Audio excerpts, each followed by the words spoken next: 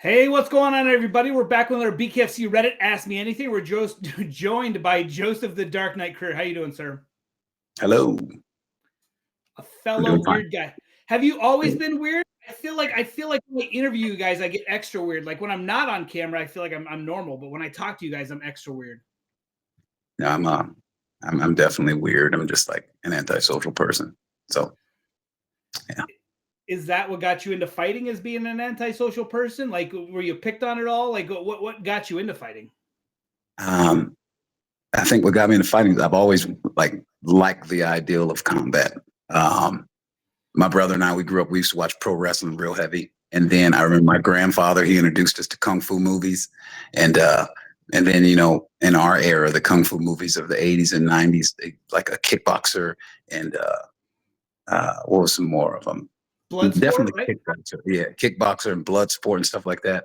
And American Ninja and all the other crazy stuff. And like I was like, this is cool. And I remember when what's the guy's name from Tybo? The Tybo guy. Billy He Blanks. did Billy Blanks. He did a couple of karate movies and stuff too. And like I remember one of his specifically, and I was like, I can do that. It was generally whatever movie it was generally him in an octagon fighting to the death. And I was like, I can do that. And so we always grew up watching combat sports, boxing and everything too. And so I mean, there's seven of us total when it comes to my siblings, eight if you count my sibling from my father. So there's eight of us, and it's not like we could afford to, do combat sports and everything like that. So I just had to kind of mess around in the basement with a heavy bag and all this other stuff like that until I got to the age in which I can afford to do stuff. And here I am today. You know what I'm saying? So, but that had nothing to do with.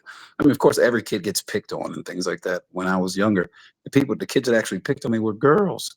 That's because I'm not the most attractive, but that it's girls. Girls were the ones that picked on me the most. Boys didn't pick on me because I was inclined to fight, and but it was girls. They used to pick on me the most. Are you the best fighter in the Creer household? Um, if my daughter explains it, uh, she has a perfect record. She has no losses, and so she said, and she also tells me, she said, I've had more kickboxing matches than you've had, Dad. So like, she just fought this weekend. So if my daughter were here, she's at school right now. She'd definitely say that she's the best fighter in the Creer household. Uh, and then I'd actually have to say a close second would be me. Yeah. Are you happy your daughter's kind of following in your footstep of the combat sports thing? Or are you hoping that like it's more of like she wants to do it recreational and not pursue it as a professional? I don't really care what she does. Her main goal, she wants to be a dentist. So I was like, cool, you'll just be the dentist that can kick ass. And she's doing it. I could say it's a little more than recreationally. Not last year, I guess it was 2025, 2023 December. She asked me to start teaching her how to fight. And I understood she asked me to teach her how to fight because she's about to go to middle school and then into high school and everything. And she goes to public school, and some of the girls talk mess and all that other stuff, and she just wanted to be ready. So in the event that they wanted to start some crap, she'll be able to defend herself. And I just sat down with her and told her, I said, this is the moment I've been waiting for your whole life, for you to ask me, Dad, can you teach me how to fight? And so she's been training now. It's a whole year, I guess maybe about 16 months. And she's had 3 fights in 16 months. She just had 2 this past weekend. And so now I'm encouraging her to consider doing full contact fighting. And we'll see where that goes. But she also started wrestling. She started wrestling a month ago. I won't even say a month, maybe 3 weeks ago. And I don't know, maybe that seed has been planted that, hey, I can do MMA too. Um, but yeah, she started training, I feel as though, because she wanted to make sure she can beat people up. Now, it's really important for me to teach my daughter or any female, any child, well, it doesn't have to be a male or man or man or woman, how to defend themselves and be confident in the tools that I give them. Because, sometimes you run into martial arts instructors that are just selling some bullshit. And like I said, there's nothing better than good old fashioned American wrestling. some fists and pure Muay Thai. You know what I'm saying? And then if you pepper in some jujitsu on top of that, I know you'll be able to defend yourself in any scenario. Okay, Not so to get done. bare knuckle is taking off. It's absolutely on a skyward. But for me, women's wrestling, like everywhere I look, it's women's Yeah, wrestling. Like that is taking off. That is going to be huge. yeah, yeah. I agree. I mean, so we'll see. Like, as a matter of fact, one of the best children's wrestlers we have in the gym is our wrestling coach's daughter. Her name's Mason, and she's amazing. She's the most decorated in our gym, and she goes to like that. I think they wrestle this weekend.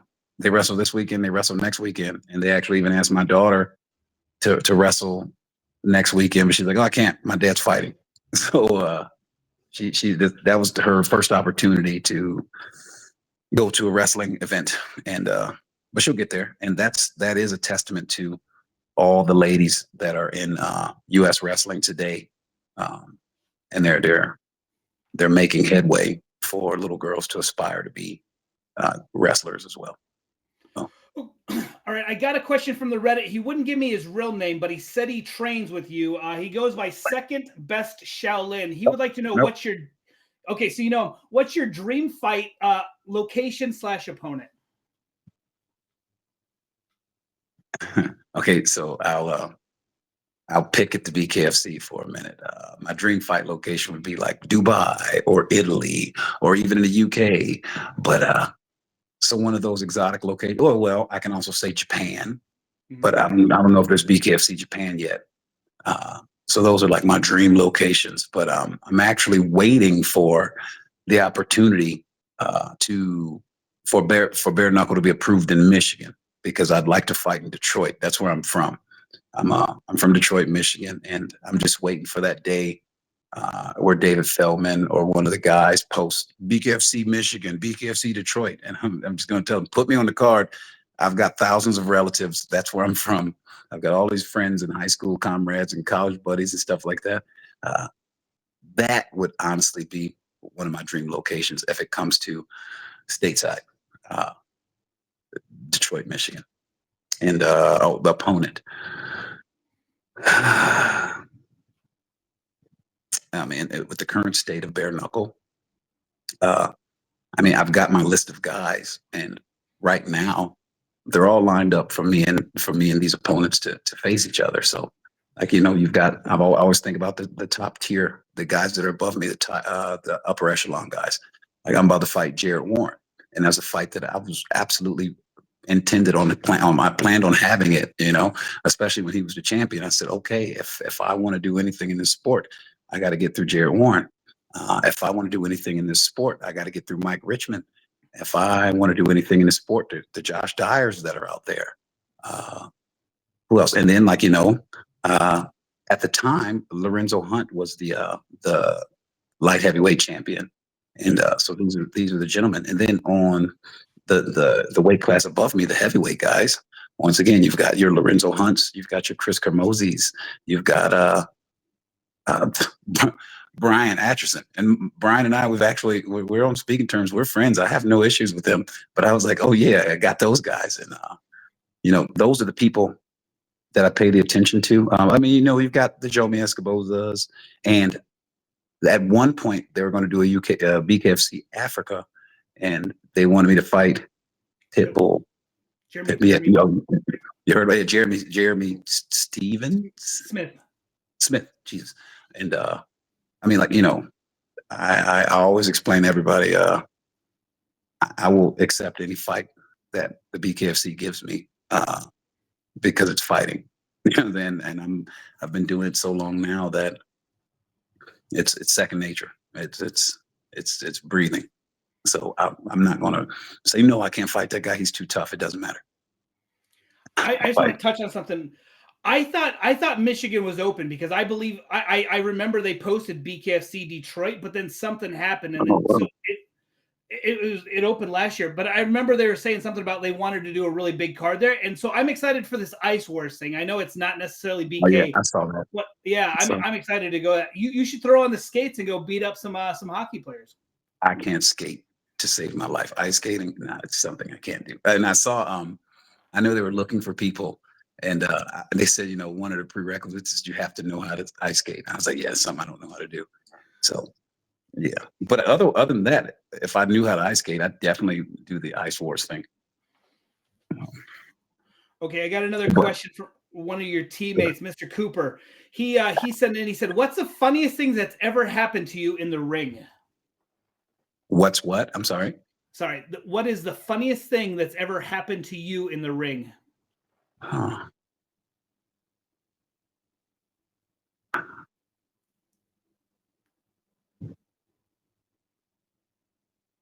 Hmm. You're like, there's nothing funny. You're all business in the ring. I mean, yeah, I'm serious. It's all serious. Yeah. Um, yeah, no, there's nothing funny that happens. There may be, no, I got nothing. Well, okay, something that Okay. was cool, that was, I guess I'll say, out of the norm, especially for me, was I fought a gentleman named Andrew Capel in Bellator, and I love that fight because I was like, oh, this is a guy that's going to stand and trade with me. We get to see who's the better striker here in this scenario. And we were striking. Oh man, we were kicking each other's butt back and forth. And he hit me with he threw a round kick. It was heavy and it was strong and it was on my forearms. I was like, okay, I got to watch out for that because he's got some power in his kicks. And then I said, okay, so what do I do? I said, keep my distance a little more and start working my jab more. And I remember at the beginning of the second round, I just started pumping that jab and I was cracking him with it. And he couldn't get in. He didn't want to get close enough to step through my jab. And I just kept cracking him. And there was a time where he backed off because he was lunging in on top of my jab. And like he backed up and he winced. And he said, and I giggled just like now. And I said, that's some good shit, wasn't it? And like he said, he shook his head, yeah. And I was like, oh, this dude's ready to fight, and that was the coolest, I guess, funniest thing that happened as well in my combat sports career. Yeah. As a fighter, when you throw a punch and you see the guy, like you just said, back up and stuff, like I was just cornering Bryce out there in Omaha and I saw him land a jab and Finley, like you could tell he wanted no part of that. Is that such a, like, you're so pumped you want to rush in there to try to finish it, or do you have to remember to stay calm? Not me. I'm patient. I let everything come to me. Like I'm not you like, and that's my coach. He told me, he said, you don't go out there searching for the knockout. You let it come to you. And like the times I get hit the most is when I'm actually, I fall to the muses, and that's when I get hit the most. When I just kind of like go for it. But being disciplined and the foundational, and it's the like Bruce Lee says, flowing, being like water, and that's the way I like to be. It was interesting in the locker room this weekend. You always hear, like, Sean and those guys are talking about, oh, this person's game plan is to get in there and make a firefight. And I heard, if you get in there and you make it a firefight, you're an idiot. You have to do the head movement. You have to, like, because in bare knuckle, you don't want to get touched. He goes, anybody who wants to just sit in there and trade, they're destined to either get cut or lose because they're going to get caught. So, and like you just said with the water, like, you have to move, you have to flow, you have to stay the hell out of the way. Yeah, that's and that's a testament. That's a blessing to my coach. He's one of my coaches that have been around the longest, and he told me he's an old white guy, and his favorite boxer is Sugar Ray Leonard, and he was like, "Yeah, Joe." He's like, he said, "I idolize Sugar Ray Leonard." I said, "Dude, you guys are like the same age. You can't idolize a guy that's the same age as you." But everything was about sticking and moving and being light on your toes and moving your hands and foundation, like keeping your hands up, being really loose, not pressing the guy, especially, think about Roberto Duran versus Sugar Ray. There was two distinctly different outings. The first fight, he tried to stand there and go man to man with Roberto Duran, and he lost. In the second fight, he went out there and he did his thing, and he made it easy. No mas, that's the way I like to fight. Although in bare knuckle, you got to understand the pacing is different.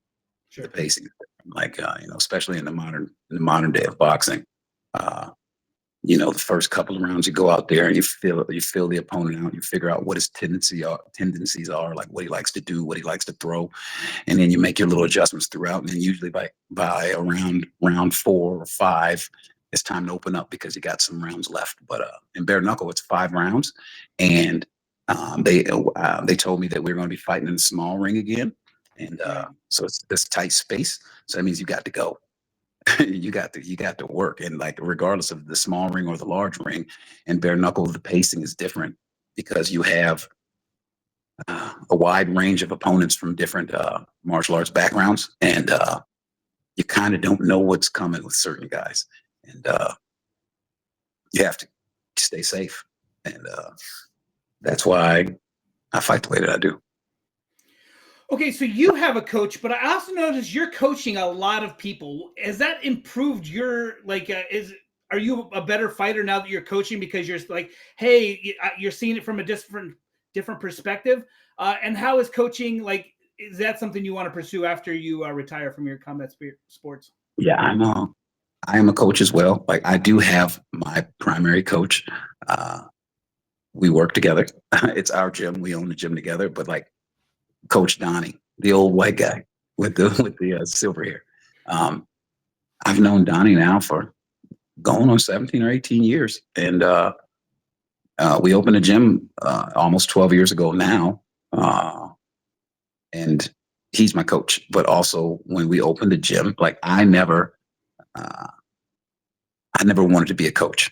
I never wanted to be a coach. I just knew that we needed our own place so we can have our own space to stretch our legs and do the things we want to do. I remember when we first opened the gym, Donnie used to tell everybody. He said, "Yeah, we own a gym now, so like, what did he say? The inmates are running the asylum." And he said Okay. he always used to tell me, when you're in a gym, you should be able to spit on the ground and it not matter to somebody. And I was like, I got it. I mean, I don't like that either, but I get the idea. And so another thing he told me when we opened the gym, he said, "Joe, you're going to have to coach."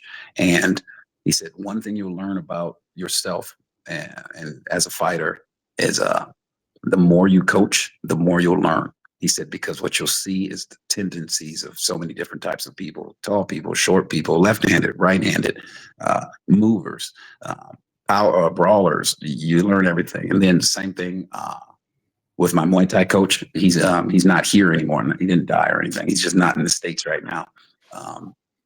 And I got his blessing as a Muay Thai coach. I said, "Hey, should I do this?" And he's like, "Joe," he said, "I've taught you everything you need to know about the fundamental style of Muay Thai." He said, "The only way you're going to get better is fighting and coaching."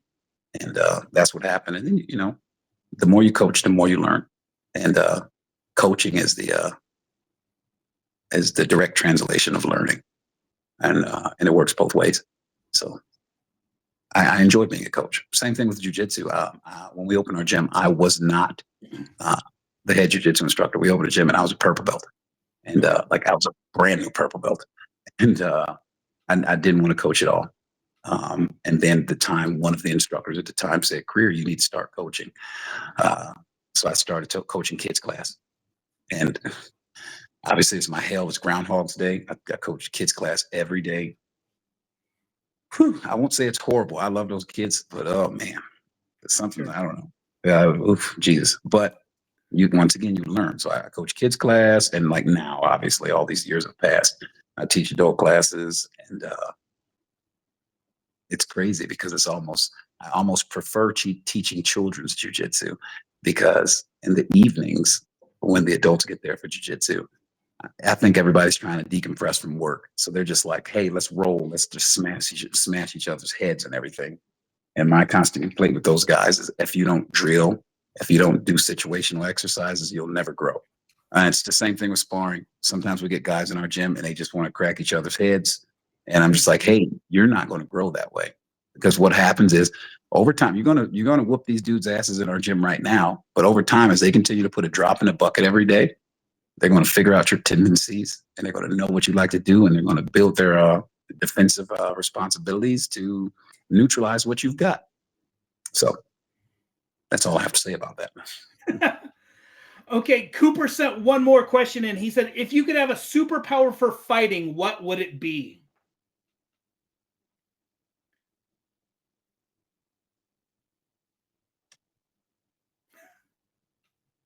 Okay, it's Cooper. I had to think about who else, who I'm dealing with here.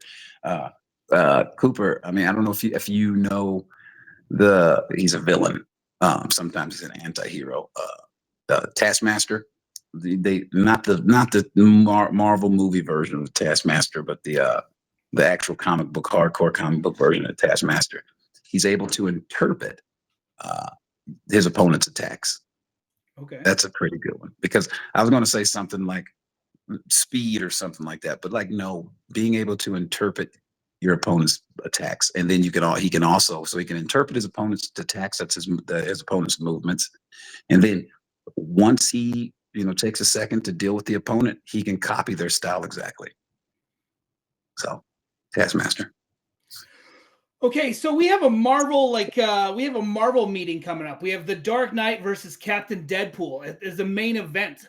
Like I think it's great you guys are both nerds and you both like the comic book and Marvel and stuff like that. Yeah. You've already said this is the fight you wanted. Do you feel like you have a pretty good understanding of Jared? And I mean, should the fans expect? I mean, are we looking at a 5-round fight, or you kind of figure you got it figured out and it won't go that long? Well, I'm going to go wherever the fight takes me. Like he's a very good fighter. So you have to respect him. And like I tell my guys at the gym, sometimes I have people like, oh, well, Jared just got knocked out. That means nothing. If you know anything about losing or getting knocked out, you're coming back with a vengeance. I remember when I fought in Sturgis, when I fought Brian, uh, the guys from the BKFC were telling me like, oh, I hate to be Creer's next opponent. And that's because I wanted my win back. I need to get some get back. And so the thing about Jarrett is I do respect everything that he's done, everything he's been able to accomplish in the BKFC.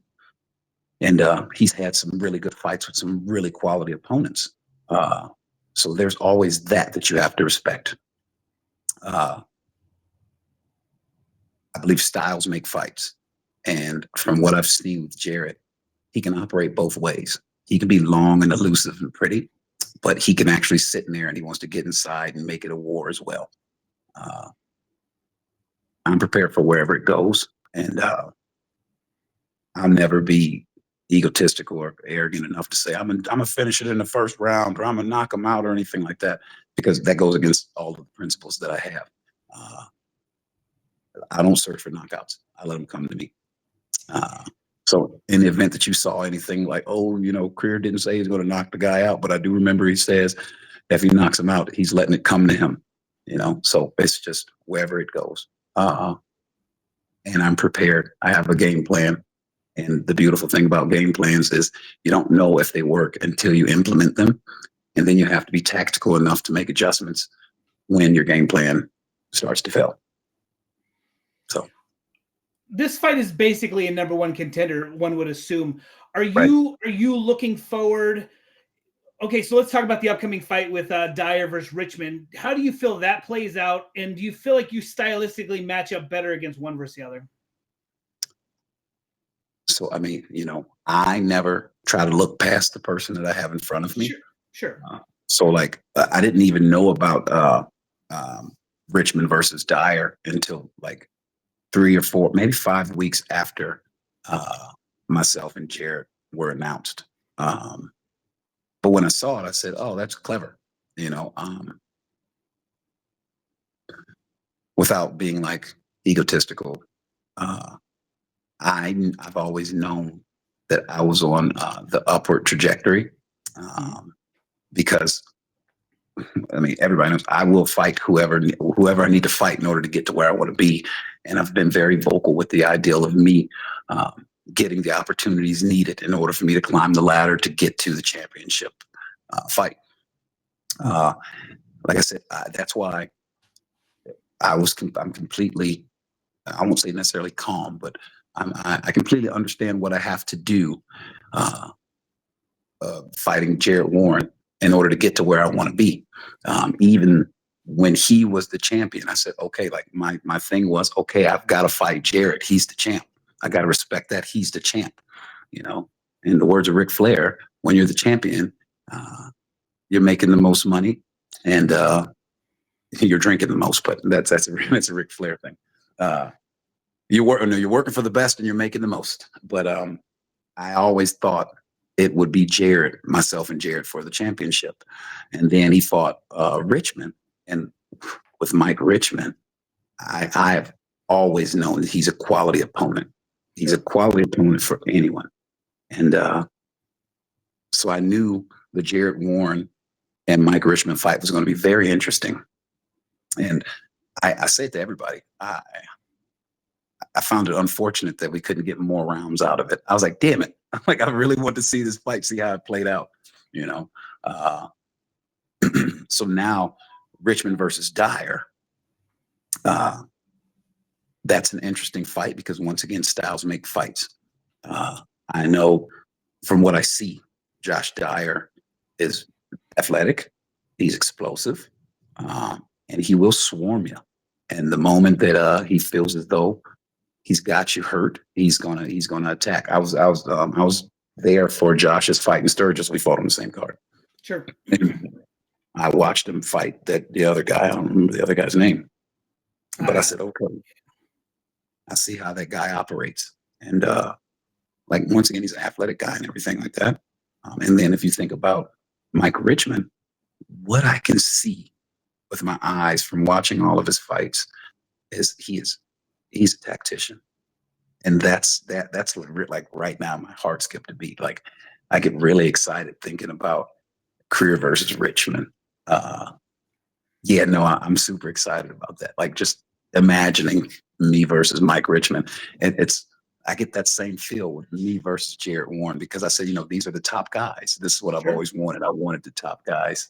And, not saying like, oh, I want to kick the top guy's ass or anything like that, but I've always wanted the challenge with the top guys. And, or just not even that, I guess maybe subconsciously, just to tell myself or tell those that know me that it's almost like, not necessarily I told you so, because that's kind of arrogant, but like, just, I knew that I had the potential to be at this level. And then secondly, the big surprise is I know that I'm going to be the champion. It's only a matter of time. So I do Richmond versus Dyer. Yes, Richmond versus Dyer. To me, it's a tale of styles. Mm-hmm. And I don't want to, downplay anybody, but I feel when it comes to experience and strategy, Richmond's the guy. Now, the way it can work, if it goes Dyer's way, that's because Richmond, it's the truth. Every fighter does it. Every fighter kind of settles in. Like, they gotta settle in before they get started. So if Dyer jumps on them early and like he swarms them early, that's a good way for him to try to attempt to get him out of there. But also, you have to understand the danger inherent of jumping on a tactician, like starting out the gate with a tactician. He may see it, and I've seen out of Mike Richmond is he's accurate, and he's actually he has good power punching, and he's very accurate. And really, when it talks about the accuracy, the most important thing that I saw when I watch Mike Richmond fights is his timing. He has very good timing, and he also keeps himself equally balanced on his feet. And balance and timing, you can rule the world with that. So it can go. That's the way I see it playing out. But also, I've seen some tendencies out of Josh Dyer, and when I say tendencies, they're not necessarily bad or good. I'm just saying when he fights southpaws, it's always headbutt. Like, he's not doing it purposely, but I think he comes in so hot, it'll be a headbutt. It'll be a rabbit punch to the back of the head. These things, because I know he fought Jarrett twice, and I watched his fight with Joe Riggs. The reason I actually started watching the first fight I saw of Josh Dyer on the BKFC app, It was him versus Joe Riggs, because at Sturgis I was initially supposed to fight Joe Riggs. So I was just going through all the fights with Joe Riggs, and I said, "Oh, I really watched that one." And I remember, I think that was a DQ or whatever, because it was like a rabbit punch or something like that. And then I started trying to watch all the 85ers. I've been, I just consume it. I just watch all the 85ers just to see and study and figure things out and take notes. And I saw when he fought Jarrett, they were both the two. He fought him twice, correct? Correct. And they were disqualifications both times. Yeah. Yeah, and I think it's because, when he's fighting a southpaw and he's a pressure fighter.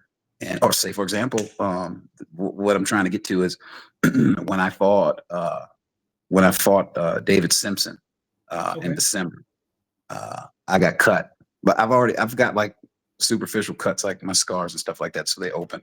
But in the video said he got me with an uppercut. That wasn't an uppercut. He headbutted me, but he did it once again. It wasn't intentional. He was coming in. He was trying to throw that his backhand, and I got hit. He headbutted me right there. I said, "Damn!" And I backed off. And then I was like, "Okay, he can see that I'm hurt. He's going to swarm me now." And he did. So I had to tie him up, and I had to shake it off. And then I had to tie him up, and the referee had to break us and said, "Thank God the referee broke us. He gave me the space I want, and let's get back to work." But yeah, that's the same thing that happens with. I feel as though that's the same type of thing that'll happen with a Dyer and a Richmond, just only because it's Southpaw versus Orthodox battle. And then taking that into consideration for myself, in the event that I were to fight a Josh Dyer, I have to watch out. So really, it'd be a lot of road work and a lot of movement drills to deal with a Josh Dyer. And then with a Mike Richmond, whew, like that excites me just thinking about it. That's it's just as exciting as Jarrett Warren. Like I can't even put it in words. I can't even put it in words. Like I'm really excited, and I'm happy about having this opportunity. So I actually thank the BKFC and thank Jarrett Warren for actually giving me the opportunity to take this fight with him. Yeah. You talk about like the warrior spirit and never saying no. I know like you helped save that Sturgis card. They had several fights fall off. You went up a weight class at the last minute. Is that one of those fights that like you would like to see run back where you have a full training? Because you were cutting down, like you said, you were dropping down. You went up. I give you so much like praise because you went up and you didn't get stopped. You did get knocked down, but you didn't get stopped. And like Atchison hits like a tank. He's a great fighter. And it showed so much heart that you like stayed in there and you hung in there and you almost pulled it out. Yeah, I feel like I almost pulled it out too. Like I said, I know the reason I lost that fight was because of the knockdown. Or that's what I tell myself. I said, if it wasn't for the knockdown, I'd have won because I was up on points. I touched. It's like we tell the amateur boxers, I touched him more than he touched me.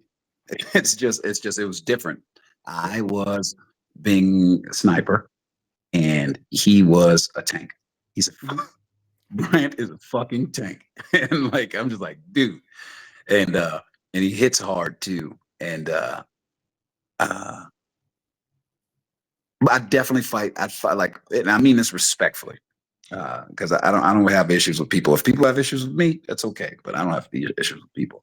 But like with Bryant, I fight him again, and I talked about this morning at the gym. I was talking to Tim Hester, but like at this morning, I said I would definitely run it back with Bryant, but the way it'll work is like I prefer if he met me at 185, but I'd fight him again at 205. But I'd probably say if I got 16 weeks of strength and conditioning and eating more, then I'd fight him at 205. But like I feel as though like right now, Brian's on an upward trajectory with the BKFC because he's doing really, really well. And I know, even though I haven't spoken to him about it, but I know in his head he's visualizing him versus Chris Carmozzi. But at the same time, as a word of warning, if he were to see this video, I know he's going to have to visualize him versus Lorenzo Hunt as well. And you know, being intimate with Brian, meaning that we shared the ring together. That's the most intimate thing you can do in life. What I'd say is he's a gamer. He's game. Whoever you put him in there with, he's game. And it'd be electric. Like him versus Lorenzo Hunt, him versus Chris Carmozzi. I pay attention to Chris Carmozzi as well because he's a tall, 205-pounder southpaw, and I watch him.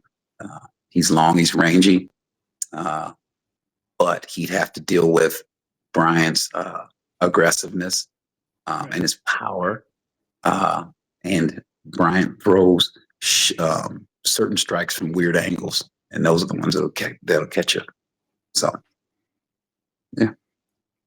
I honestly thought they were going to send Bryant over to Italy, but then when you hear that it came down to like visa issues and medicals and shit like that, that they had to get that Beachy to step in. But I told Chris Camozzi, I said I would be prepared for Brian Atchison to get on a plane to go fight you, and it, like when Lorenzo Hunt fell off, but it didn't. Yeah. But yeah, I'm curious to see what they give Bryant next because, like you said, he's a phenomenal fighter, and I feel like you just said he's in the top 5 now, and he's only going further up. Yeah, absolutely. Okay, my last question I always ask people, do you remember the first time you got in a street fight, the first time you punched somebody out of anger, usually elementary school? I know you used to get bullied by the girls and stuff like that, so I don't, but you also have siblings too. So let's say non-sibling fight. Jesus. Okay, I remember the earliest thing I remember, I was in kindergarten, and I was in the coat closet, and this kid was just talking some crap. Oh, as a matter of fact, it was back in the day. All he ever had to do to get me to fight is say something bad about my mother. And like he said, like, yo mama, like back in the day, yo mama. And I was like, oh, my mother. Okay, got it. And I beat him up in a coat closet. And some other early elementary school style fights. I remember I was playing basketball in the gym, and I was just making layups, and I was winning and talking some crap. And then the kid took the basketball and he threw it in my face. He threw it at me. Boom, hit me in the face. And I said, okay, well, now I got to kill him. And then I jumped on him. And then there was a time where I got in a fight because I was a poor kid. I got in a fight. There was a kid from my school. He was talking about my gym shoes because they were Payless gym shoes and they were worn. And I told him, I said, he said, oh, look at Creer shoes. And I said, well, yours look nice. What size shoe you wear? And he's like, F you, Creer. And I was like, no, F you. It's time to fight. We started fighting. And then there was another time. There was another kid. I was in the 6th grade. He called my mom a bitch. Like, not to her, but to me. I said, well, we got to fight. And we fought again. So those were elementary school fights. Now in high school, there was a time I actually got kicked out of my first high school when I went to the first experience, the first 2 months or 3 months of 9th grade. I went to a school in Detroit, and they had a no fighting policy, or what is it? What is it called? No fighting, whatever. You fight, you get kicked out of school or whatever. It was a big dude. He was a big old dude, man. He was talking a lot of smack. I don't remember what he was talking about, but I was walking to the bus stop, and we were still on the school grounds. And he ran up on me like, yo, you was talking all that crap. You want to fight? You want to fight? I was like, hey, once again, I'm not trying to fight you, but if you want to fight, I guess we have to fight. And we started fighting, and I was beating him up. And then there was a dumpster from the school there. And they had the school desk, like, it's like the chair that was connected to the desk or whatever. Sure. And I threw it on him. And when I threw it on him, there was a security guard from the school, and he grabbed me by the wrist. And I tried to pull away from him to run off because I was like, he doesn't know who I am. Maybe I'll get back to school tomorrow. But he grabbed me, and he had like that man strength. I was like a 13 or 14-year-old boy, and I couldn't get away from him. And they took me to school. They took me into the school, and they called my mother, and I got expelled from that school. So then I had to go to another school, a public school, and I got jumped there. I got jumped because I tell my daughter now. I don't know, little kids nowadays say YNs. That means young N words or whatever. And so I tell my daughter, I say, yeah, I'm a reformed YN. Okay. And when I was at that school, my friend and I, we did a skip party at my mom's house. And if she sees this video, she's like, "What?" But we did a skip party at my mom's house, and we took some girls. We got some girls from our school to come to our house, and we had like a wild party and all this other stuff, and it was pretty great. But the thing is one of the girls, she went to school the next day, and she was telling all the girls like, "Oh yeah, we were at Creer's house and all this stuff happened and stuff like that." And I guess she was talking to a boy at the school, and he overheard it. He got upset with me, and once again, it always happens when you're walking home from school. So I was walking home from school, me and my friend Ricardo, and we went to the liquor store that was on the corner so we can get like some snacks or something or whatever. And then when I walked out of the liquor store, we were walking away. My back was turned, and I felt some dude jump on top of me, like jump on my back and start punching me in the cheek. Now, we've always roughhoused when we were younger. And so I thought it was one of my friends. I was like, "What?" And I was smiling. I turned around and I was grinning. And you could see this guy, his chest was all puffed up and he had his fist balled up. I was like, "Oh, this dude wants to fight." And like, so I was like, "Okay, I guess we got to fight." And when I went over to start trying to assail him, there were some guys in a car that was parked on the street by the liquor store, and they jumped on me. So it was like 3 or 4 guys, and I was getting beat up and had the ball up in that fetal position. Yeah. And then my friend Ricardo, he went over there and he started pulling dudes off of them because these guys were gang members. They were part of the Crips. And like they were beating me up. And my friend Ricardo, he was affiliated with them at one time as well. And he used to get off my cousin, stuff like that. It was, it's a whole bunch of don't let the smooth taste fool you because I'm from the streets. It's Okay. just I'm an old man now, and I have a daughter, and I have a business and a master's degree and shit like that. So, but those were all the school fights. I mean, I had some fights in college too. My first college experience when I was at home in Michigan, I had some fights then too. So like street fighting, that's second nature. My mother even asked me, she said, "I don't know how you can do all that bare knuckle stuff." I said, "Dude, it is just like a street fight." When I say it's just like a street fight, the only difference is some of these guys know how to box too. And Right. that's why I told her, I said, "Don't worry about it." I said, "The only thing that can happen is I'm going to get cuts on my face. It's okay." You know? So yeah, it's pretty cool. That was awesome. Yeah, I appreciate it. It's crazy how those fights when you're young get. I mean, you're a guy who knows how many fights you've been in. It's a Right. lot, but they burn into your head and you still remember Oh, them that's just as stuff. clear as it. Yeah. Yeah. Yeah. I mean, I'm thinking about more fights too now that you've mentioned it. There's a ton of fights. But like I said, I wasn't a bad kid.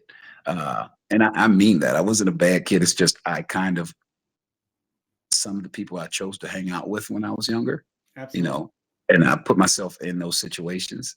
And I thank God that I was able to survive all those situations. Oh, there are fights too. When I joined the military, there were a ton of fights too. There was a ton of fights when I was in the military, but it's easy to get in fights in the military.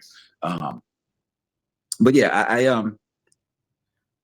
uh, when you grow up in a specific environment, you hang around a specific type of people, and some of them uplift you, and some of them bring you down.